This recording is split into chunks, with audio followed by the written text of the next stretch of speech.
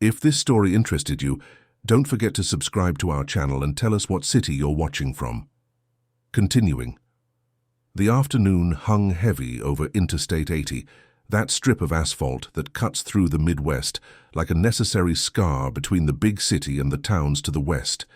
The sky had that typical grayish hue of June, when the cold creeps in, bringing with it a melancholy that seems to cling to your skin. Robert Miller was driving his imported black sedan on cruise control, but his mind was far away, lost among spreadsheets, contracts, and the 1,000 decisions a real estate entrepreneur has to make every day. At 42, Robert had built an empire. His construction company was responsible for some of the most imposing buildings on Michigan Avenue, and his name frequently appeared in the business columns of major newspapers. Financial success, respect in the market, a life many envied. But that afternoon, as he returned from an exhausting meeting in Des Moines, all he felt was a profound weariness, the kind that goes beyond the body and reaches the soul. On the passenger seat, a small wooden box rested on the beige leather. It was a simple gift, crude even, made by the inexperienced hands of children from Hope House Shelter, an institution Robert had helped found 6 years ago. He visited the place whenever he could, brought donations, talked with the children, listened to their stories. It reconnected him with something he himself had lost long ago, the purity of believing that the world could still be good. The box was decorated with childish drawings, crooked flowers, a yellow sun that looked more like a crumpled ball. Inside there was a note written in a shaky hand. "Thank you for taking care of." Sash. Robert had read those words 3 times before leaving Des Moines, and with each reading he felt a tightness in his chest he couldn't name, gratitude mixed with guilt, perhaps, or the feeling that, no matter how much he did for others, there was something in his own life that he was letting slip away. The fuel gauge was touching red when he saw the sign, "New Hope Diner and Restaurant, next exit." Robert blinked his tired eyes and decided to stop. He needed a strong coffee, to stretch his legs, to breathe air different from the one inside, the car. He took the exit, drove along the gravel shoulder, and parked in front of the establishment, a single-story building of exposed brick with a facade that tried to be welcoming but bore the marks of years and lack of maintenance. Inside, the atmosphere was typical of a roadside diner, formica tables, plastic chairs, a glass counter displaying fried foods, and a television hanging on the wall broadcasting a silent football game. The smell of frying oil mixed with fresh coffee permeated the air. There were a few people scattered at the tables, truckers, travelers, an elderly couple sharing a plate of meatloaf and mashed potatoes. Robert chose a table near the window from where he could see the highway and the slow movement of cars. He ordered a black coffee and sat there, stirring the cup with a spoon, watching the dark liquid form small whirlpools. He thought of Patricia, his fiancée. They had been together for 2 years, and the wedding was set for 4 months from now. She was beautiful, elegant, and knew how to navigate the social circles Robert frequented. A woman of good taste, as his friends said, but lately something in their relationship felt out of place, like a puzzle piece forced into a space that wasn't its own. Robert shook his head, pushing the thoughts away. It wasn't the time for doubts. He took a sip of the bitter coffee and let the warmth slide down his throat. That's when he heard it. A muffled cry. At first he thought it was his imagination, his fatigue playing tricks on him. But the sound returned, clearer this time. It was a restrained, suffocated cry, coming from somewhere nearby. Robert frowned and looked around. The other customers seemed oblivious. The waiter was wiping the counter with a dirty cloth. The television continued to show players chasing a ball. The cry repeated, and now Robert was sure it was coming from the restroom, that narrow hallway at the back of the diner. He hesitated. It was none of his business. It could be anything, a fussy child, a family argument, but something inside him, an unease he couldn't explain, made him get up from his chair. He walked slowly through the diner, past the counter, into the dimly lit hallway.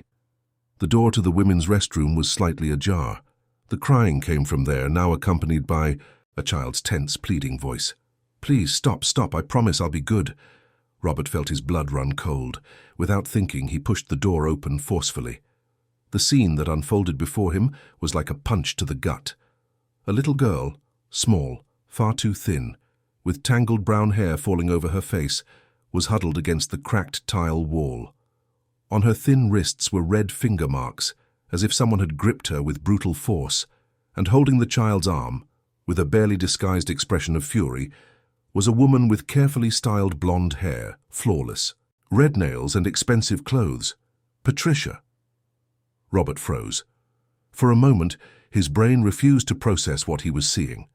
That was his fiancée, and that child, that little girl with wide, fearful brown eyes. That was Julia, his daughter. Time seemed to stand still. Robert felt the floor move beneath his feet. Julia was 8 years old and had been living with Patricia since he and his ex-wife, Helen, had separated 3 years ago.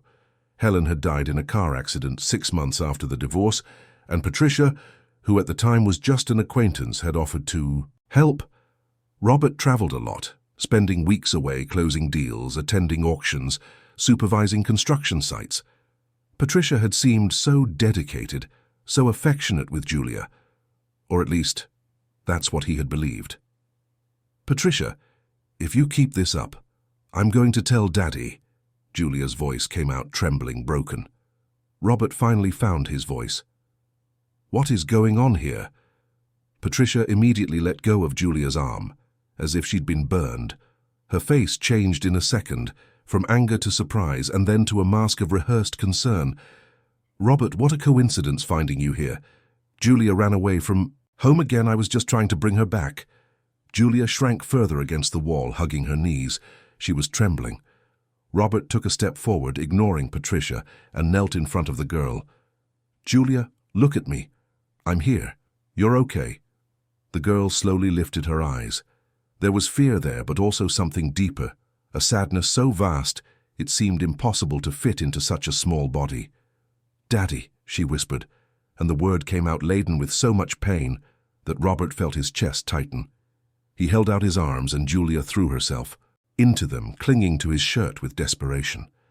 The girl's body was too light, bony, as if she hadn't eaten properly in weeks. Robert hugged her tightly, feeling her tears wet his shoulder. Behind him, Patricia kept talking, her voice tense, defensive. "She's difficult, Robert. You don't see it because you're never home. She disappears, wanders the streets, doesn't listen to anything I say. I was just trying to discipline her, to do what's best for her." Robert turned slowly, still holding Julia in his arms. For the first time, he looked at Patricia with attention, without the rose-colored glasses, of love or trust. And what he saw was a stranger, a woman he thought he knew but who now revealed herself to be completely different. "We're getting out of here," he said, his voice low, controlled. He carried Julia in his arms and left the restroom, walked through the hallway and entered the dining area. All eyes turned to him. The silence fell like a heavy curtain. One of the employees, a middle-aged man with a stained apron, approached. "That girl. I've seen her around here several times," he said hesitantly. "She hangs around the diner asking for food. We always think she's homeless, you know. You can tell she's in need." Robert felt anger rise in his throat, hot, suffocating. Julia, in his arms, sobbed quietly, her face hidden in her father's neck. Patricia appeared behind them, her face red, her eyes flashing. "You don't understand anything, Robert," she practically screamed. "I tried to take care of her, but she's impossible. You spend all your time away, building your empire, and leave everything in my hands. And when I do what needs to be done, I'm the villain." Robert stared at her. "What needs to be done?" he repeated, his voice icy. "Let an 8-year-old child starve, live on the streets, beg for food? Is that what needs to be done?" Patricia opened her mouth, but no sound came out. She realized, perhaps for the first time, that she had lost control of the narrative. One of the customers already had his phone out, dialing. Someone whispered, "Police." Robert turned to the employee. "Please, call the police and social services. I'll stay here with my daughter until they arrive." And so he stayed. Sitting in a plastic chair with Julia huddled in his lap, stroking the girl's dirty hair, whispering that everything was okay, that he was there, that he would never leave her alone again. Julia didn't speak. She just cried, a silent cry that hurt more than any scream. The police arrived in 20 minutes. 2 uniformed officers, serious, professional. They listened to Robert's version, Patricia's, the employees. They photographed the marks on Julia's wrists. A social worker appeared shortly after, a woman with a kind gaze and a soft voice, who spoke to the girl in a low tone, trying to calm her. "We'll need to take her for a medical examination," the social worker explained. "And then, depending on what we find, she'll be placed in a temporary shelter while we investigate the situation." Robert felt panic rise. Shelter. Investigation. It all seemed absurd, a nightmare he couldn't wake up from. "But I'm her father," he protested. "I understand, sir," the social worker said, her voice firm but gentle. "But we need to ensure the child's safety. It's protocol.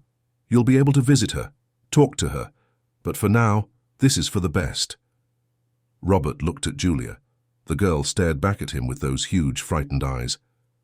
"Daddy, don't leave. Me." He squeezed her hand. "I'm not going to leave you, my love. It's just for a little while until we sort everything out. You'll be in a safe place with good people, and I'll be there whenever I can. I promise." Julia nodded, but the tears kept falling. Robert hugged her one more time, feeling his heart shatter. How had he let this happen? How had he not noticed? All those trips, those weeks away from home, blindly trusting Patricia, and Julia, his daughter, alone, abandoned, suffering. Patricia was taken away in another patrol car to give a statement. Before getting in, she shot a venomous look at Robert. "You'll regret this," she said, her voice low, threatening. "I won't let you destroy me." Robert didn't answer. He just watched the car drive away, taking with it the woman he had almost called his wife. Julia was placed in the social services car. Robert stood there in the diner's parking lot, watching the vehicle drive away down the highway until it became a tiny dot on the horizon. The afternoon chill seemed to have penetrated his bones. He went back to his car, sat in the driver's seat, but didn't start the engine. He just sat there looking at the small wooden box on the passenger seat. "Thank you for taking care of us." Cruel irony. He took care of unknown children, built shelters, donated money, time, attention. But his own daughter, the one who should have been his absolute priority, he had left in the hands of someone who mistreated her. Robert rested his head on the steering wheel, and for the first time in many years, he cried. In the hours that followed, everything moved in a dense fog. Robert went to the police station, gave a statement, answered questions, signed papers. The police went to the house where Julia lived with Patricia, a luxurious penthouse in Lincoln Park that he himself had bought. They found the girl's room, small, neglected, with dirty clothes scattered on the floor and practically no toys. In the kitchen pantry, expensive imported food from brands Patricia loved. In Julia's room, nothing. Bank records showed that Robert transferred a generous amount to Patricia's account monthly, intended for Julia's care. Purchases from children's clothing stores, pharmacies, supermarkets, everything documented, everything looking legitimate. But when they investigated further, they discovered that Patricia used the money for herself. The designer clothes were hers, the imported cosmetics hers, the meals at expensive restaurants hers. Julia survived on scraps when she survived at all. Robert felt guilt like a physical weight on his shoulders. He had been so naive, so blind. He had trusted Patricia because she said the right words, because she seemed dedicated, because she filled an empty space in his life. But Julia, his own daughter, had paid the price for that misplaced trust. The next day, Robert went to visit Julia at the temporary shelter. It was a municipal facility, clean but cold, with white walls and polished concrete floors. Julia was sitting on a small bed, wearing donated clothes that were too big for her. When she saw her father, her eyes lit up for a moment, but then her expression returned to one of fear and uncertainty. "Hi, my love," Robert said, sitting beside her. "I brought you some things." He opened a bag and took out new clothes, a teddy bear, a storybook. Julia took the teddy bear and hugged it to her chest, but said nothing. Julia, I'm so sorry, Robert began, his voice choked with emotion. I'm sorry. I didn't realize what was happening. For leaving you alone, but I promise I'm going to fix this. I'll do whatever it takes to bring you back home, to give you the life you deserve. Julia looked at him, and for the first time since their encounter at the diner, she spoke. You're going to leave me again. It wasn't a question, it was a statement, said with a sad conviction, from someone who had already learned that people leave.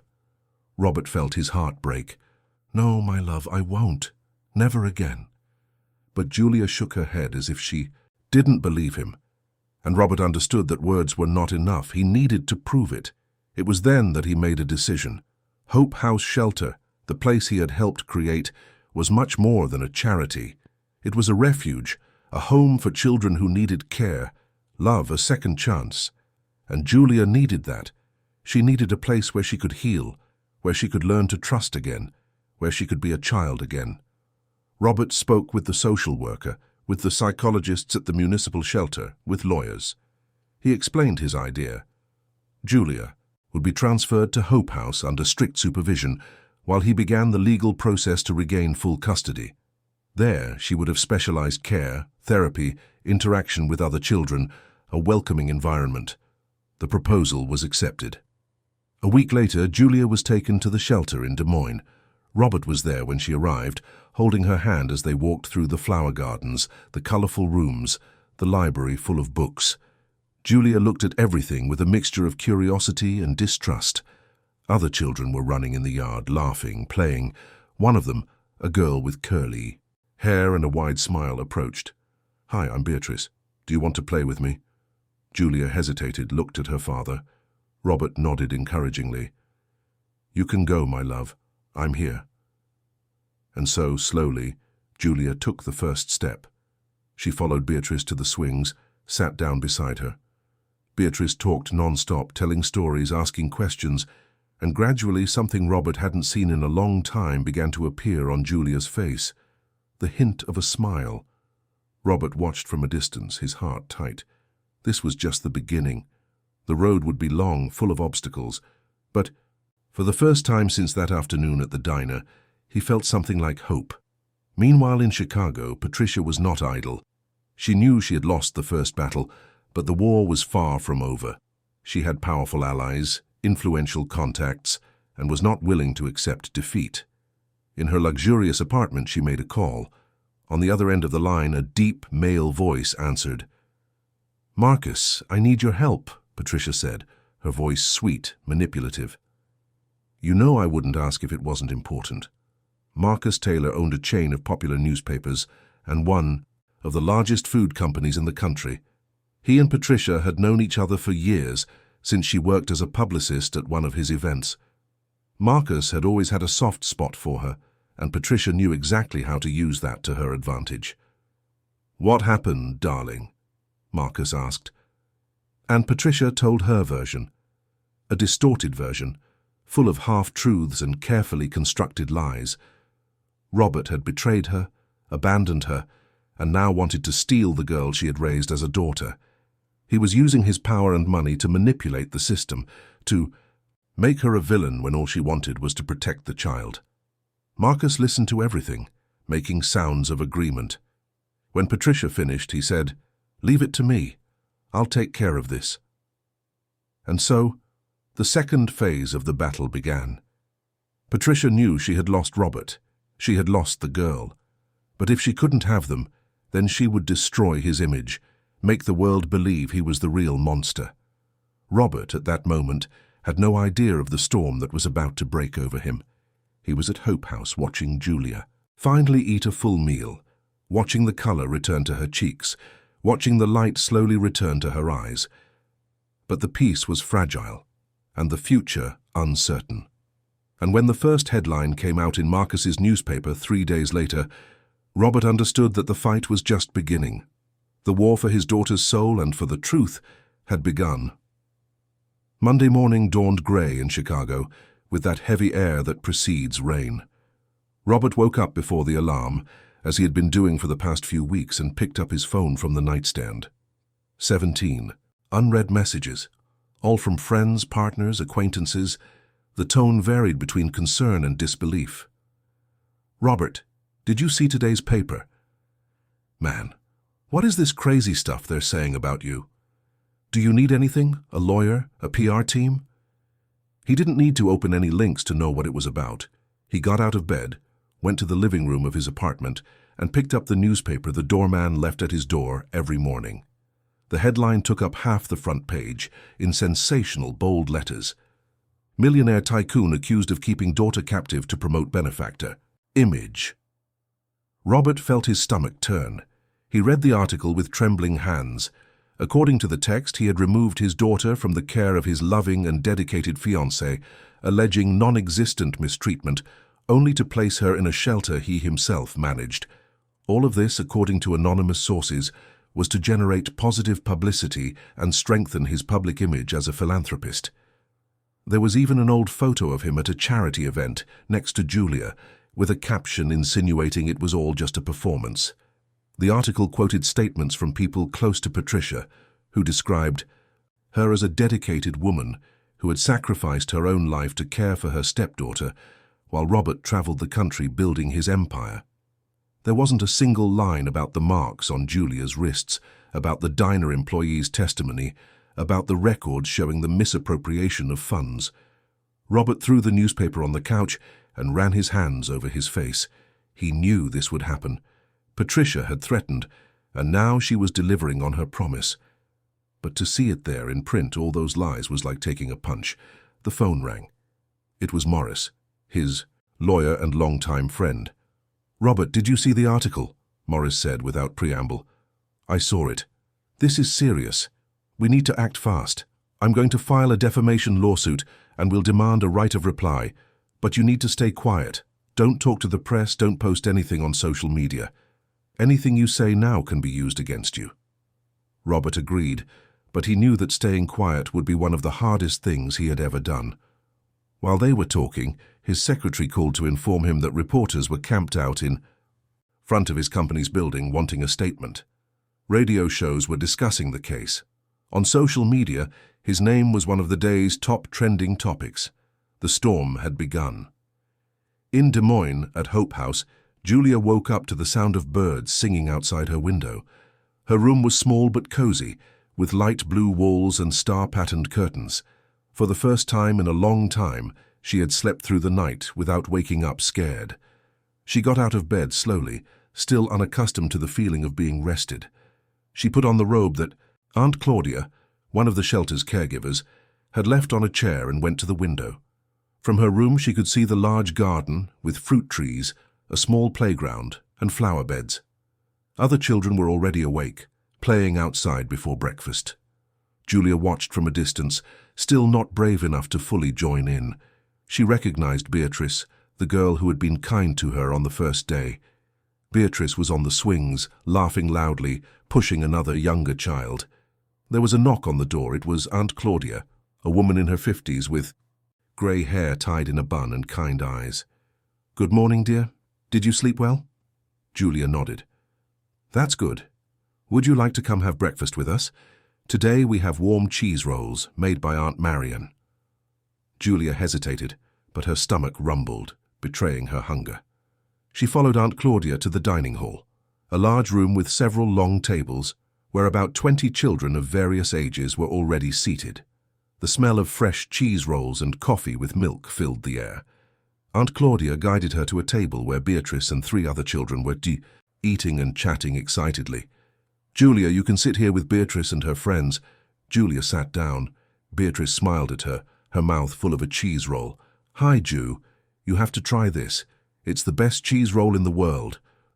Aunt Marion, the cook, a plump lady with a contagious smile, brought a full plate for Julia. "Eat up, my dear. A child needs food to grow strong." Julia took a piece of the cheese roll, still warm, and took a bite. The flavor exploded in her mouth. Melted cheese, soft dough.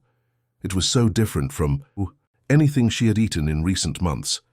Tears welled up in her eyes without warning, and she tried to hide them, but Beatrice noticed. "Hey, it's okay. Got emotional over a cheese roll, did you?" Beatrice said without malice, just understanding. It was like that for me too when I first got here. The first time I ate real food again, I cried like a baby. Julia wiped her tears with the back of her hand and smiled shyly. It's really good. The other children at the table began to introduce themselves.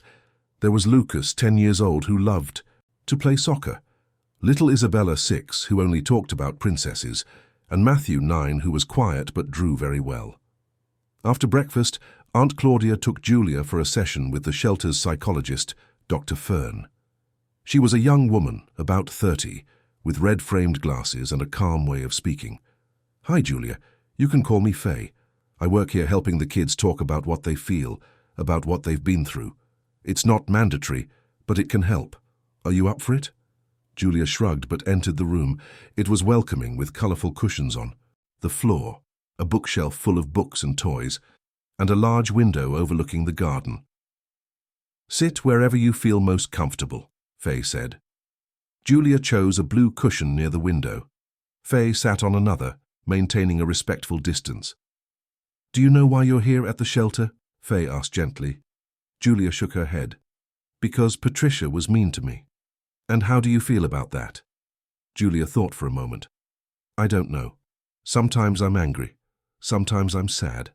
And sometimes I just want everything to go back to how it was before." How it was before. When my mum was still alive, when we lived together, me, her and my dad, we were happy. Faye nodded, writing something in a notebook. "And now, do you feel safe here?" Julia looked around. "I think so. It's different. Everyone is kind. But I'm scared." "Scared of what?" "That this will all go away. That it's a lie, you know. That I'll wake up and be back there alone." Faye leaned forward slightly. "Julia, what happened to you was not your fault. And this place is real. The people here genuinely care. Your father does too. He's fighting to give you a better life." Julia looked at the floor. "He was never home. Always traveling, always working." Faye agreed. "That's true. And I'm sure he regrets that very much. Sometimes adults make mistakes, Ju, but what matters is what they do afterward. Your father is here, visiting you every week, fighting for you. That means something." Julia didn't answer, but she held those words in her heart. The weeks passed and Julia began to adapt to the shelter's routine. She woke up early, had breakfast with the other children, participated in educational activities in the morning, had lunch, played in the garden in the afternoon, and at night there was story time before bed. It was a simple routine, but there was something in it that Julia had never experienced before: predictability, security. Robert came to visit every week, always bringing something. Sometimes it was a new book, sometimes a toy, other times just chocolates. But the most important thing was the time they spent together. They walked in the garden, talked about their day, sometimes just sat in silence, and that was enough. Julia still had trouble trusting completely, but slowly the walls she had built around her heart began to crumble. Beatrice became her best friend. They were inseparable, playing with dolls, drawing together, making up stories about brave princesses and kind dragons. Beatrice had an infectious energy, and her loud laugh could brighten even Julia's toughest days. One day, while they were drawing under a tree, Beatrice asked, "Are you going to stay here forever?" Julia stopped drawing. "I don't know. My dad is trying to get me to live with him again. But there's a whole process, you know, lawyers, judges, that kind of thing." "And do you want to go?" Julia thought about the question. "I do, but I'm also scared. What if he starts traveling again and leaves me alone?" Beatrice put a hand on her friend's shoulder. "I think you need to give him a chance. People change, Ju. My mum changed too. She comes to visit me now. She's getting treatment. Maybe one day I'll go back home, and who knows, maybe your dad has learned too." Julia smiled sadly. "I hope so." Meanwhile, in Chicago, the media battle intensified. Marcus Taylor used his influence to keep the story alive. New articles came out every week, always casting Robert as the villain. There were interviews with supposed witnesses who claimed to have seen Robert being cold and distant with his daughter. Old photos were dug up and recontextualized. Patricia made appearances on television shows, always tearful, always on the defensive. She painted herself as the victim of a powerful and manipulative man. The public was divided. Some believed her, moved by her tears. Others were suspicious, noticing the inconsistencies in her narrative. Protests began to spring up in front of Hope House, groups organized by Patricia, who believed they were defending a just cause, shouted slogans, demanded Julia's release, and accused Robert of child exploitation. Aunt Claudia and the other staff did their best to shield the children from the chaos outside, but it was impossible to hide everything. Julia saw the protests from the window, heard the shouts, and was confused. "Daddy, why are those people angry?" she asked during one of his visits. Robert sighed. "Because they're being deceived, my love. There are people spreading lies about me, saying I did bad things, but I promise I will prove the truth. And what if they don't believe you?" Robert took her hand. "Then I'll keep fighting, I won't give up on you ever." Morris, the lawyer, worked day and night gathering evidence. He gained access to the security camera footage from the roadside diner, and the video was devastating. It clearly showed Patricia gripping Julia forcefully, the look of anger on her face, and Robert entering to rescue his daughter. It was irrefutable evidence.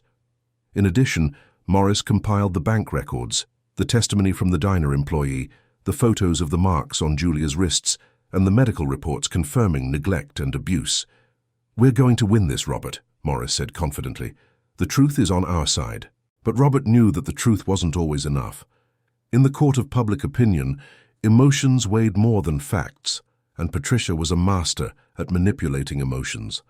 The court hearing was scheduled for a Tuesday in August. The courtroom was packed with journalists, supporters from both sides, and curious onlookers. Robert entered through a side door, accompanied by Morris and his legal team. Patricia arrived minutes later, wearing a sober dress and a martyred expression. The judge, Judge Helen Carter, a middle-aged woman with a reputation for being strict but fair, opened the session. "We are here to rule on the custody of the minor Julia Miller. I want to make it clear that the child's well-being is the absolute priority of this court." The prosecution, representing Patricia, began by presenting their version. They painted Robert as an absent father who had neglected his daughter for years and was now trying to use her to clean up his public image. They called witnesses who spoke of Robert's long trips, of Patricia's dedication. Morris, on the defense, counterattacked with surgical precision. He presented the bank records showing the misappropriation of funds. He showed the photos of the marks on Julia's wrists. He called the diner employee who reiterated his testimony. And then came the decisive moment. Morris asked to show the security camera video. The room fell into absolute silence as the images played on the large screen. Patricia grabbing Julia, the child crying. Robert entering, rescuing his daughter. When the video ended, a murmur went through the room. Patricia was pale. Her lawyer tried to argue that the video was out of context, that there were explanations, but the judge raised her hand, calling for silence. "I have seen enough," she said, her voice firm. "It is evident that the minor Julia was a victim of mistreatment. Provisional custody is immediately transferred to Hope House Shelter under judicial supervision, and Mr. Robert Miller is authorized to begin the process of legal guardianship with the oversight of social services. As for Ms. Patricia Almada, her visitation rights are revoked, and she will be investigated for child neglect and abuse." The gavel fell. The decision was made. Robert felt a wave of relief, so intense, it almost knocked him over. Morris squeezed his shoulder, smiling. We did it." But the victory had a bitter taste. Because outside, the protests continued. Because on social media, people were still debating. And because Patricia, though defeated in court, would not give in. When Robert left the courthouse, he was surrounded by reporters. "Mr. Miller, how do you feel about the decision? Will you sue your ex-fiancée? What do you have to say to the people who still doubt you?" Robert stopped, looked at the cameras, and spoke in a calm voice. "I just want to say that the truth always comes out. My only concern is the well-being of my daughter, and I will dedicate the rest of my life to making up for the time I lost, to be the father she deserves." The headlines the next day were different. The video had leaked to the internet, and public opinion was beginning to shift. Patricia was now the villain, Robert the hero. But he didn't feel like a hero. He just felt like a man who had failed and who was now trying to fix his mistakes. At the shelter, when she heard about the decision, Julia said nothing. She just hugged the teddy bear her father had given her and stared out the window, thinking about the uncertain future that awaited her. Beatrice came and sat beside her. "So what happens now?" Julia shrugged. "I don't know. I think I'll be here for a while longer, until my dad gets everything sorted out." "And are you happy?" Julia thought about the question. "I'm relieved, but also scared." "Scared of what?" "Of everything, of what comes next." Beatrice held her hand. "Whatever it is, you're not alone. I'm here. Your dad's here. Aunt Claudia, Faye, everyone. We're your family now." And for the first time in a long time, Julia felt that maybe, just maybe, everything would be okay, but the peace was fragile. And Patricia, though defeated, still had cards up her sleeve.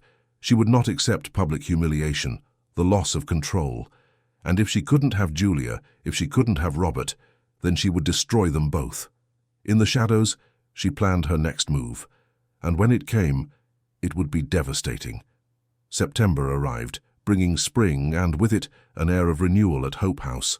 The trees were in bloom, filling the garden with vibrant colors and sweet fragrances. Julia would turn 9 at the end of the month, and Aunt Claudia was already organizing a surprise party with the help of Beatrice and the other children. Julia had changed a lot since she arrived at the shelter. Her hair, once tangled and lifeless, now shone, tied back in a ponytail that Beatrice styled every morning. Her face had gained color, her cheeks were fuller, and most importantly, she smiled. Not always, not easily, but she smiled. And each smile was a small victory. The sessions with Faye, the psychologist, continued. Julia had learned to talk about her feelings, to put into words the fear, the anger, the confusion she carried. Faye taught her breathing techniques, for when anxiety tightened its grip, and Julia practiced them religiously, sitting in the garden, eyes closed, breathing in and out slowly. Robert now visited 3 times a week. He had completely reorganized his life. He delegated more responsibilities at his company, hired a trusted chief operating officer, and drastically reduced his travel. When he did need to travel, he went and came back the same day. Julia was always his priority. During his visits, they did simple things. They walked in the garden, played checkers, read books together.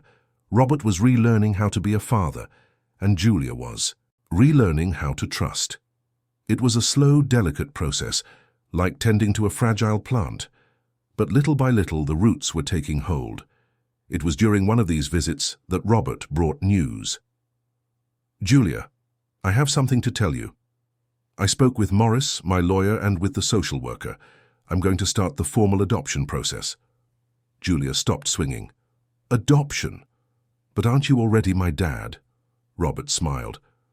"I am, biologically, but adoption is a way to formalize it legally, to ensure that no one can ever question our bond again. It's like a commitment, that we're together forever." Julia looked down at her hands. "What if you change your mind?" "I won't, ever." She lifted her eyes, searching for sincerity in her father's face, and she found it. "Okay then, I accept." Robert hugged her, and Julia let herself be enveloped by the warmth of that embrace, by the security of those arms. But not everything was peaceful. While Robert and Julia were rebuilding their relationship, Patricia was planning her final strike. The defeat in court had been humiliating. Her reputation was ruined, her friends avoided her, and even Marcus Taylor had distanced himself, realizing that associating with her would only bring trouble. Patricia found herself alone, isolated, consumed by a corrosive rage. If she couldn't have the life she wanted, then no one could. And the best way to destroy Robert was to target Julia. She sought out Sylvia, a woman who had briefly worked at the shelter years ago before being fired for negligence. Sylvia had debts, legal problems, and was willing to do anything for money. Patricia offered a generous sum. All Sylvia had to do was get a job at Hope House again, get close to Julia and plant doubts about Robert, make the girl question her father's feelings, make her pull away from him. Sylvia accepted. Through contacts and a forged resume, Sylvia managed to get a job as a cleaning assistant at the shelter. Aunt Claudia, who didn't know her, welcomed her with open arms. The shelter always needed more staff, and Sylvia seemed dedicated, friendly. For the first few weeks, Sylvia just observed. She studied Julia's routine, identified her moments of vulnerability, her insecurities, and when she was sure she knew exactly where to strike, she began. It was subtle at first, casual, seemingly innocent comments. "Julia, your dad came to visit you again today. He's so dedicated, isn't he? It must be hard for him with such a big company. I wonder if he can keep up this pace." Or, "I saw him on the phone earlier today. He seemed stressed. Poor thing, he must be under a lot of pressure at work. Sometimes people start off strong, but then they can't sustain it." Julia heard these comments and at first ignored them, but Sylvia was persistent. With every visit from Robert, she planted a seed of doubt, and slowly those seeds began to germinate. Julia became restless after the visits. She watched her father more closely, looking for signs of fatigue, of regret. When he was late because of traffic, she wondered if he really wanted to be there. When he quickly checked his phone, she imagined he would rather be working. Beatrice noticed the change. "Hey, what's up? You've been acting weird." Julia was lying on her bed, staring at the ceiling. "I think my dad is going to abandon me again." "What? Why would you think that?" "He has a huge company, Bea. He's important, and I'm just me, a kid who's a lot of trouble. Sooner or later, he's going to realize it's not worth it." Beatrice sat on the bed next to her friend. "Ju, your dad rearranged his entire life for you. He comes here 3 times a week. He's starting the adoption process. That's not something someone who's going to abandon you does." "But what if it's just temporary? What if he's only doing this because he feels guilty, and when the guilt goes away, he'll leave?" Beatrice held Julia's hand. "Someone's been talking to you, haven't they? Someone's putting these ideas in your head." Julia hesitated, but then she told her about Sylvia's comments. Beatrice frowned, suspicious. "Ju, that's not right. You need to talk to Aunt Claudia or to Faye." But Julia shook her head. "What if they don't believe me? What if they think I'm making it up?" "They'll believe you, but you have to tell them." Julia promised she would, but she didn't. The fear was greater than her courage. Sylvia intensified her attacks. She started leaving anonymous notes in Julia's room, written in disguised handwriting. "He's only with you because he feels guilty. When the guilt is gone, you'll be alone again. Your father never really wanted you. That's why he traveled so much. He preferred being anywhere else to being with you." Julia found these notes and hid them under her mattress, but each word was like a stab. She began to pull away from Robert during his visits, responding in monosyllables, avoiding eye contact. Robert noticed the change and became worried. "Julia, did something happen? You seem different." "I'm fine," she replied, her voice cold. "Are you sure? Because if there's a problem, you can tell me." There's no problem, but there was, and Julia didn't know how to put it into words. Faye, the psychologist, also noticed the change. In their sessions, Julia became more withdrawn, less willing to talk. When Faye asked about her father, she changed the subject. "Julia, what happened? You two were doing so well." "Nothing happened. I don't know if I trust him." "Why?" "Because everyone leaves. My mom left. Patricia, well, she was horrible, but at least she stayed until my dad found out. And he'll leave too. It's just a matter of time." Faye tried to reason with her, but Julia was closed off. Sylvia's seeds had grown, and now they were sturdy trees, impossible to uproot easily. It was Beatrice who finally took action. She told Aunt Claudia about Sylvia's comments and the anonymous notes. Aunt Claudia took the matter seriously and began a discreet investigation. They installed hidden cameras in Julia's room with judicial authorization, and within 2 days they caught Sylvia red-handed, leaving another note under Julia's pillow. Aunt Claudia confronted Sylvia immediately. The woman tried to deny it, but when shown the recording, she broke down. She confessed everything. Patricia had hired her, offered her money, instructed her on what to do. Sylvia was immediately fired and arrested. Patricia would be investigated again, this time for conspiracy and harassment of a minor. Aunt Claudia sat down with Julia and explained everything. "My dear, everything that woman told you was a lie. She was paid to make you doubt your father." Julia felt a mixture of relief and shame. "I knew something was wrong, but the things she said made so much sense. She used your insecurities against you, Ju. That's how manipulative people work. But nothing she said is true. Your father loves you, and he is not going to abandon you." Julia cried, a deep, liberating cry. Aunt Claudia hugged her, letting the girl fall apart. When Robert learned what had happened, he was furious. He sued Patricia again, demanding she be punished to the full extent of the law. But his main concern was Julia. On his next visit, he found her in the garden sitting under her favorite tree. He sat beside her, silent for a moment. "I'm sorry for what happened," he said finally. Julia looked at him. "You don't have to apologize. You didn't do anything. But I let it happen. I should have noticed. I should have protected you better." Julia shook her head. "No one can protect everyone all the time, Dad. Faye taught me that. Bad people will always try to do bad things, but what matters is what we do afterward." Robert smiled, moved. "When did you get so wise?" "I think I learned from the right people." They sat there side by side watching the sunset, and Julia realized that, despite everything, despite the lies, the doubts, the attempts at sabotage, the love between them was stronger. That night, Julia was rummaging through her things when she found, at the bottom of a box of belongings from her old house, her old watch. It was a simple wristwatch that had stopped working months ago. She almost threw it away, but something made her open the back where the battery was, and that's where she found it. A small note, folded several times, written in Robert's handwriting. Julia unfolded it carefully, her hands trembling. "My dearest Julia, if you are ever scared, lost, or feeling alone, remember to look for the place with light. The light always guides us back home. And you will always have a home with me. I love you more than anything. Dad." Julia read the note 3, 4, 5 times. The tears streamed down her face. Robert had written it before one of his long trips months ago when she was still living with Patricia. He had hidden it there, perhaps sensing that she would need those words one day. Look for the place with light. Julia looked around her room. The light blue walls, the star-patterned curtains, the soft glow of the lamp. She looked out the window and saw the garden lit by the lampposts, the children still playing outside laughing. She was in the place with light, finally. Julia held the note to her heart, and for the first time since everything had begun, she felt true peace.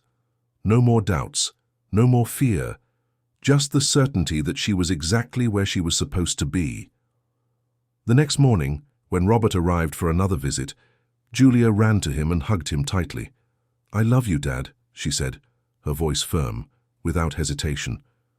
Robert hugged her back, surprised and emotional. "I love you too, my love, more than anything in this world." "I know," Julia said, and then she showed him the note.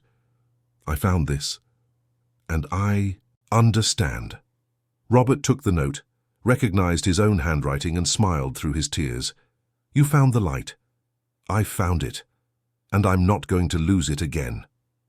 In that moment, Robert knew it was time. Time to take the next step. Time to make official what was already in their hearts. "Julia, let's do this right. I'm starting the adoption process now, and when everything is ready, you're going to come live with me, forever, our home, our family." Julia nodded, her eyes shining. Forever. And so, under the blue September sky, a father and daughter sealed a new pact, not of blood, but of choice, of love, of light. November arrived with its warm afternoons and the smell of rain in the air. The adoption process had been swift, considering the circumstances. With all the evidence gathered, the documented history of neglect by Patricia, and the existing biological link between Robert and Julia, the judge saw no reason to prolong the suffering. The date for the final hearing was set for November 15th, ironically, a national holiday. A day of freedom, of new beginnings. Julia woke up early that morning, Her heart was racing, a mixture of anxiety and anticipation. Today was the day everything would be made official, sealed, final. She put on the light blue dress Robert had bought especially for the occasion, let Beatrice do an elaborate hairstyle with braids, and looked at herself in the mirror. The girl staring back was different from the one who had arrived at the shelter months ago.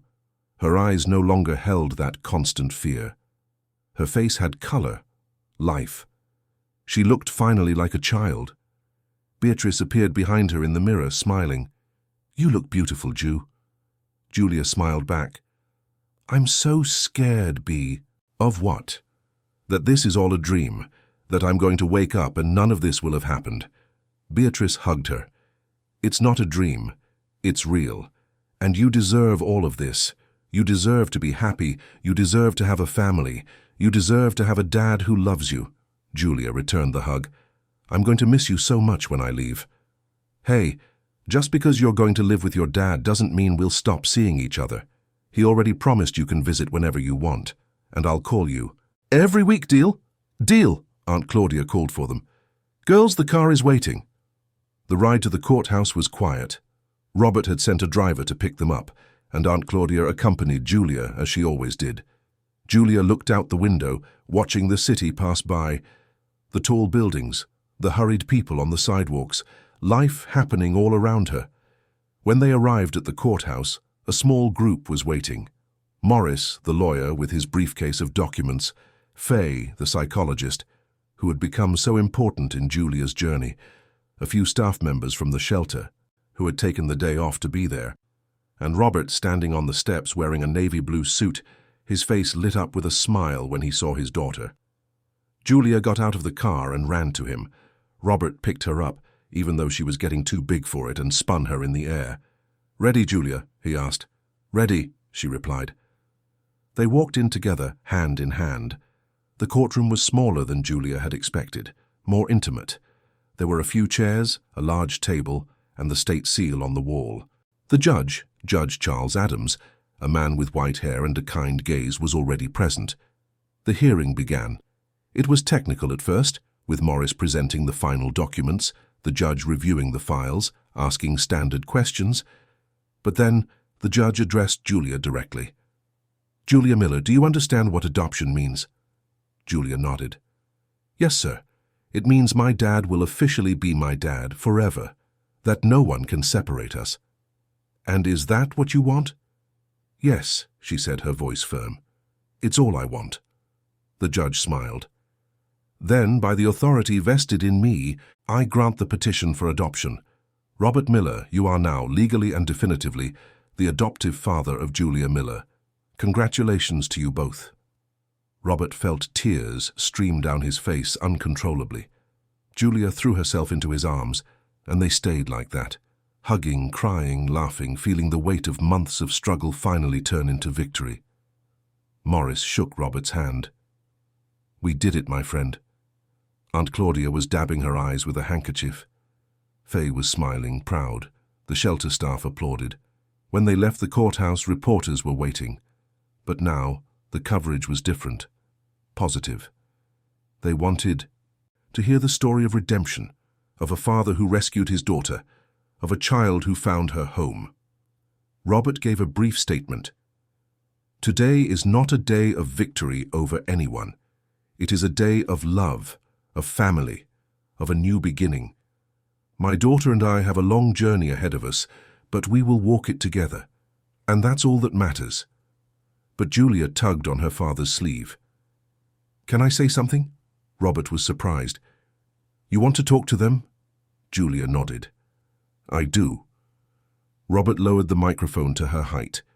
Julia took a deep breath, remembered the techniques Faye had taught her, and spoke. "My name is Julia. I've been through hard things, but I also met incredible people. Aunt Claudia, Faye, Beatrice, and so many others at the shelter who taught me what real love is. And I learned that family isn't just about who gives you life. It's about who chooses to stay, even when it's hard. My dad chose to stay. And because of that, today, I choose him too. Forever." Julia's speech went national. The video went viral on social media. People cried watching it. Comments of support flooded news pages. The story of Julia and Robert touched hearts. Patricia watched the coverage from her empty apartment. She had been convicted of child neglect and conspiracy and would serve an alternative sentence of community service and mandatory psychological counseling. Her friends had abandoned her, her reputation was destroyed, and Marcus Taylor, the tycoon who had supported her, now avoided her as if she were a contagious disease. She felt anger, yes, but also, for the first time, something like regret. Seeing Julia in that video, smiling, speaking with confidence, she realized what she had lost. Not the girl herself, because she had never truly loved her, but the chance to be someone better, to have a life that meant something beyond appearances and status. But it was too late for Patricia. Her story had ended. Julia and Robert's was just beginning. The following week, Robert began to prepare the apartment to welcome Julia permanently. He bought new furniture for her room, filled the shelves with books, installed shelves for toys. He wanted her to feel at home from the very first moment. But before Julia moved in for good, they organized a special ceremony at Hope House. It wasn't mandatory, it had no legal value, but it had emotional value. It was a way to celebrate not just Julia's adoption, but everything the shelter represented. The event was scheduled for a sunny Saturday in November. The shelter's garden was decorated with flowers, balloons, and colorful banners. Chairs were arranged in rows, forming a small open-air auditorium. All the children from the shelter were present, as were the staff, volunteers, donors, and people from the community who supported the institution. Julia was nervous. She had rehearsed a speech with Faye's help, but now, seeing all those people, she felt her palms sweat. Beatrice held her hand. "You've got this, Ju. Just speak from the heart." Robert took the small stage set up in the garden and began. "Good afternoon, everyone. Today is a very special day, not just for me and Julia, but for all of us here. Hope House was created 6 years ago with a simple purpose: to offer children who have faced hardship a safe place where they could heal, grow, and dream again. I never imagined that one day my own daughter would need this place, and I will never be able to thank you enough for the care, the love, the dedication you all showed her." The audience applauded. Aunt Claudia wiped away tears. Faye smiled. Robert continued. "Today, I stand here not just as the founder of this shelter, but as a father who made mistakes, who failed, but who was given a second chance. And I want to use this second chance to do something bigger. I am officially announcing here that I will be expanding Hope House. We will build 2 new wings, increase our capacity by 50 children, hire more psychologists, more educators, more caregivers, and, what's more, I will create a permanent endowment fund that will guarantee the sustainability of this institution for the next 20 years. Because every child deserves a place with light. Every child deserves hope." The audience rose to their feet in applause. Robert waved, moved, and then called Julia to the stage. "And now the most important person here has something to say. Julia, come on up." Julia walked onto the stage, her legs shaky. She looked at the audience, saw all those friendly faces, and took a deep breath. She began to speak, her voice trembling at first, but gaining strength with each word. "When I came here, I was broken, not physically, but on the inside. I thought I would never trust anyone again, never feel safe again. But you all proved me wrong. Aunt Claudia, who always had a warm hug, Aunt Marion with her cheese rolls that could cure any sadness, Faye, who taught me to put my feelings into words, and Beatrice, my best friend, who showed me that it was still possible to smile, to play, to be a kid." Beatrice, sitting in the front row, was crying openly. Julia continued, "Here I learned that love isn't about pretty words. It's about actions. It's about waking up every day and choosing to care, choosing to be present, choosing not to give up. My dad did that. He could have given up on me, could have left things as they were. But he chose to fight. He chose to change. He chose to give me a new chance." She looked at Robert, who was standing beside the stage, crying without caring who saw. "And I choose him too. Not because I have to, but because I want to. Because he showed me what it means to have a home. And this place, this shelter, is my home too. It always will be. Because here, I learned the most important lesson of my life, that love is when someone chooses to stay, even when they could walk away. This is my home. This is where I belong. And I will carry this feeling with me no matter where I go. When Julia finished, the silence lasted only a second before the audience erupted in applause. People stood up, shouting, crying, clapping. Robert went onto the stage and hugged his daughter, and they stood there under the November sun, surrounded by love. After the ceremony, there was a party, cake, soda, music, games. The children ran through the garden, laughing loudly. Julia and Beatrice were inseparable, knowing they would soon be physically apart, but promising that their bond would never break. As the afternoon began to fade, Robert and Julia said their goodbyes. The car was loaded with her things, few belongings, but each one filled with memories. Julia hugged Aunt Claudia for long minutes. "Thank you for everything, Auntie. You will always have a place here, my child, always." She hugged Faye, who said, "I am so proud of you, Ju. You are proof that we can heal, that we can start over." And then she hugged Beatrice. The two of them cried, clinging to each other. "You're my sister, Bea. Not by blood, but by choice. And you're mine, Ju, forever." Robert and Julia got into the car. As they drove away, Julia looked out the back window, watching the shelter get smaller and smaller until it disappeared. But she didn't feel sadness. She felt gratitude. Robert's apartment was in a modern building in River North with a view of the city. When they entered, Julia looked around. It was spacious, well-decorated but cold, impersonal. Robert noticed her expression. "I know it doesn't look very welcoming right now, but we'll change that together. We'll make this our home." And they did. In the following months, they filled the apartment with life. Julia hung her drawings on the walls, scattered toys in the living room, put photos from the shelter on the refrigerator. Robert installed a hammock on the balcony, where they spent afternoons reading together. They adopted a dog, a caramel-colored mutt that Julia named Hope, in honor of the shelter. Robert kept his promise. He no longer traveled like before. When he needed to handle something out of town, he went and came back the same day.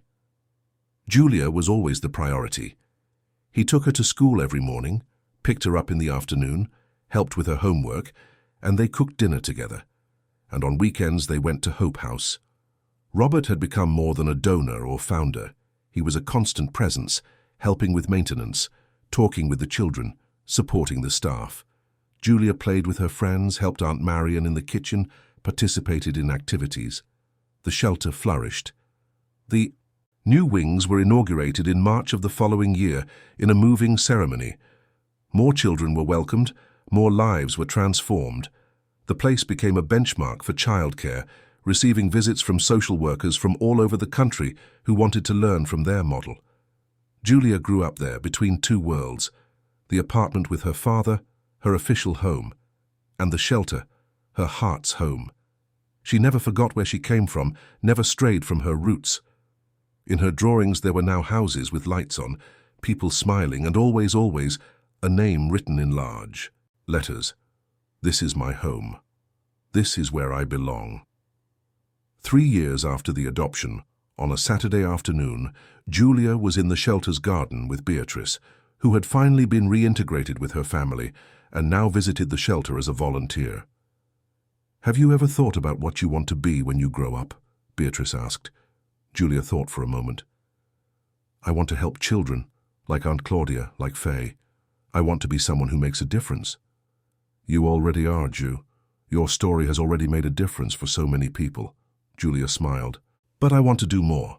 I want no child to go through what I went through, or if they do, for them to have a place to heal like I did. And you'll do it. I'm sure of it." Robert watched them from a distance, sitting on a bench under the shade of a tree. Next to him, an open notebook. He had started writing Julia's story, not to publish, but to preserve, so that she would never forget where she came from, what she overcame, the strength she had. Aunt Claudia approached and sat beside him. "She saved you as much as you saved her, you know. Robert smiled. I know. She gave me a purpose, a reason to be better. I don't know who I would be today if I hadn't found her in that diner. I think everything happens for a reason, Robert. You two needed each other.